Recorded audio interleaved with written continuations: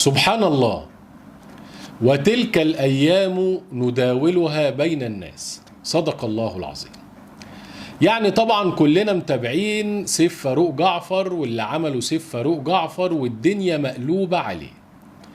والإعلام الزملكاوي دلوقتي كله بلا استثناء: انت يا سيف غلطان، انت ازاي هتروح بيراميدز، انت ازاي مش هتكمل في الزمالك، انت ابن النادي وابوك كابتن كبير كان في نادي الزمالك. ونفس الامر بالنسبة ليوسف أسامة نبيه، وخلاص وكأن هيقام عليهم الحد.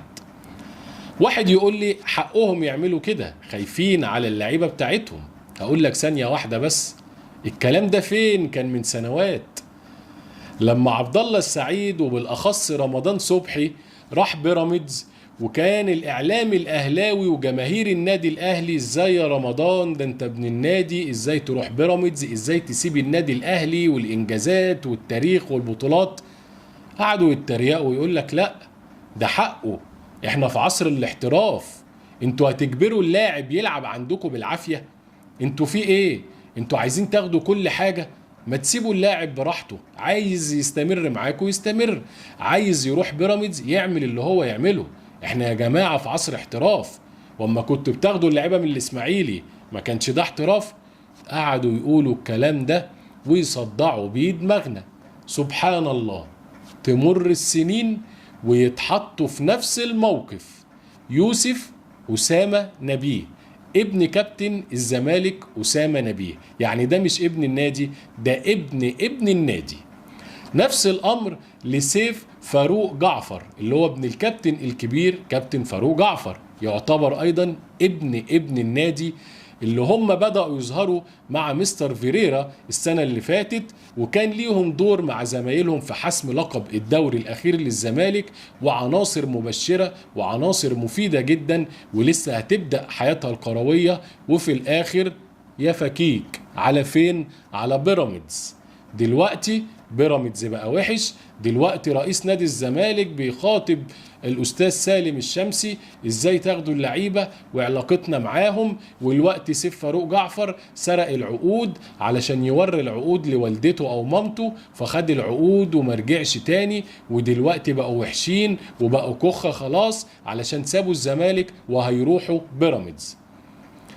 الكوميديا الاكبر في كده ان انت تلاقي رئيس نادي الزمالك المستشار مرتضى منصور طالع يقول كلمة عجيبة جدا، هو حتى واحمد حسام ميدو. بيقول لك ايه على سيف فاروق جعفر؟ بيقول لك انا مش زعلان منه، انا زعلان عليه. يعني سبحان الله، التاريخ بيتعاد. نفس الكلمة اللي كابتن محمود الخطيب كان قالها على رمضان صبحي: انا مش زعلان منك، انا زعلان عليه، في اللقاء الشهير والكلمة الشهيرة. دلوقتي سبحان الله بقت الكلمة بتتقال بالحرف الواحد، وخلاص اللعيبة دي ما بقيناش في عصر احتراف. الله، طب ما انت ساعة رمضان صبحي قلت لي ده احتراف ومن حقه ومش من حقه، وكنت بتهاجمنا علشان يعني كنا بنهاجم رمضان صبحي. ليه المعايير مختلفة؟ ما هو ترسلك على حل: لا اما الموضوع احتراف واللاعب يعمل اللي هو عايزه، يبقى انت مالكش دعوه بيوسف اسامه نبيه وسيف فاروق جعفر وتسيبهم يعملوا اللي عايزين يعملوه. لا اما لو الموضوع متاح فيه الهجوم ان انت تهاجمهم: ازاي تسيبوا نادي الزمالك ببطولاته بتاريخه وتروحوا بيراميدز علشان قرشين اكتر، بس ما فيش لا تاريخ ولا جمهور ولا ميديا ولا بطولات. طب ما كنت تسيبنا نعمل ساعتها كده وما كنتش تنتقدنا.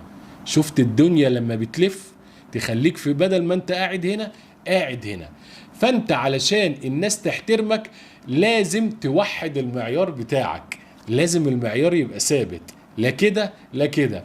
انا بالنسبه لي انا هاجمت ساعتها رمضان صبحي وعبد الله السعيد: ازاي تجيب النادي الاهلي العظيم بتاريخه وبطولاته مع احترام النادي بيراميدز اللي لسه لا يمتلك ولا بطوله علشان خاطر قرشين زياده. انا ماليش دعوه كلاعب كوره بالفلوس، انا بقيم لاعب الكوره على ادائه، على مهارته، على انضمامه للمنتخب، على تأثيره. اللاعب ده معاه مليارات، معاه ملايين، معهوش، مش لاقي ياكل، مديون، مش قصتنا. احنا بنقيم اللاعب كلاعب كورة فقط. لما تيجي تسألني على سيف فاروق جعفر ويوسف أسامة نبيه هقول لك نفس الكلام، لان احنا ما بنغيرش كلامنا.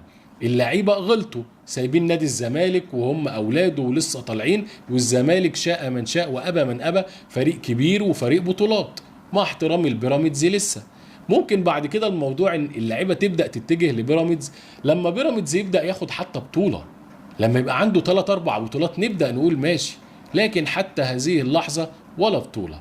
فسبحان الله الدنيا بتلف والسيناريوهات بتتغير. معلومه كمان لحضراتكم ان بيراميدز لسه مجهز مفاجاه تانية. بيراميدز بدأ يفتح خطوط اتصال قوية مع أشرف بن شرقي وطارق حامد علشان يضمهم ليه في الصيف اللي جاي، ويبدأ يكون فريق جديد، ولكن أغلب العناصر المرة دي هتكون عناصر نادي الزمالك السابقة. النقطة التانية اللي هنتكلم فيها عن نادي الزمالك وهي كانت حصلت النهاردة، وهي امتناع لاعبي نادي الزمالك عن النزول للتدريبات. يمكن اللعيبه اتجمعوا في النادي ورفضوا نزول التدريبات تماما علشان كانوا واخدين وعد بصرف جزء من المستحقات المتاخره للاعبين، ولكن ده ما حصلش النهارده. فاللعيبه قرروا ان هم مش هينزلوا التمرين وهيأجلوا الموضوع لاخر النهار لغايه ما يشوفوا حل. وفعلا بدأ بقى المستشار مرتضى منصور وميدو راع النادي جري علشان يشوفوا حل، وادوا وعد للاعبين ان الموضوع بتاع المستحقات هيتم صرفه في الايام القليلة القادمة. وبكده قدروا يقنعوا اللاعبين ان هم ينزلوا المران تقريبا الساعة 6:30 علشان يستعدوا لمباراة غزل المحلة في الدوري اللي هتتلعب يوم الثلاث القادم، وادوا وعد للاعيبة ان المستحقات هتتصرف.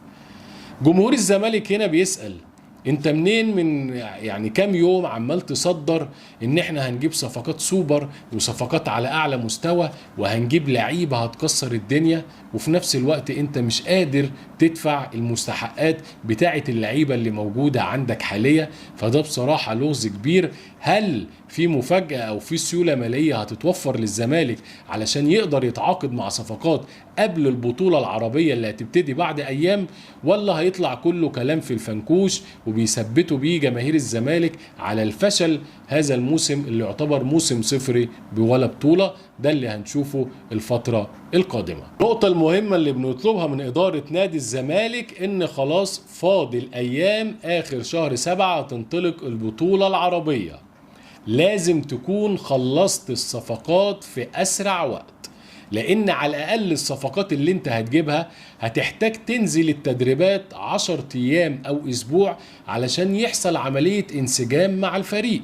انت مش هتروح تجيب صفقات من الدار للنار كده وتدخلها على الفريق زي ما كنا شفنا وولتر بواليا مع الاهلي ايام كاس عالم للانديه ايام موسيماني لما جه في يناير ونزله على البطولة على طول واللاعب اتحرق. فلازم سرعة تخليص الصفقات، سواء الصفقات اللعيبة المصريين أو اللعيبة الأجانب، علشان السكواد بتاع الزمالك في البطولة العربية يكون سكواد محترم يقدر ينافس الفرق القوية اللي موجودة هناك. الزمالك معاه اتحاد منستيري من تونس والشباب السعودي والنصر السعودي، فلازم يروح على أتم استعداد.